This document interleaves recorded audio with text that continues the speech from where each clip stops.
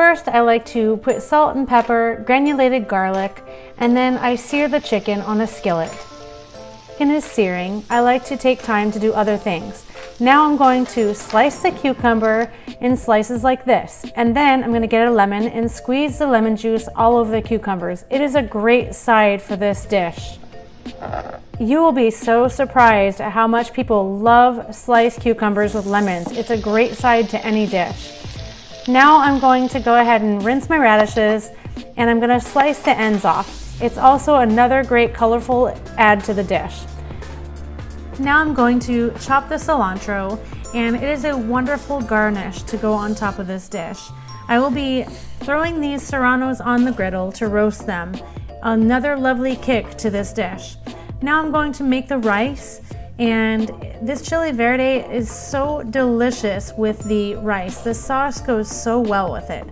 Now that the chicken is seared, I'm going to place it in a pan and get it ready to put it in the oven.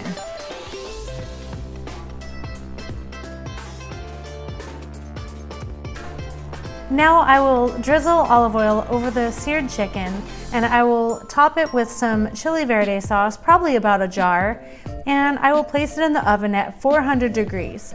Oh, don't forget the Monterey Jack cheese. Wait until you taste this. It is amazing. While I have the chicken in the oven, I'm gonna grate some Monterey Jack cheese. This stuff is the thing that makes this meal so good. As I'm done with the cheese, I'm gonna go ahead and grab some chicken bouillon, a couple cans of black beans. I'm gonna rinse and strain them, and then I'm gonna cook them with a little bit of bouillon. Now I'm gonna go check my peppers, and I am so excited. It is time to get the chicken out of the oven and top it with the cheese that you had shredded earlier.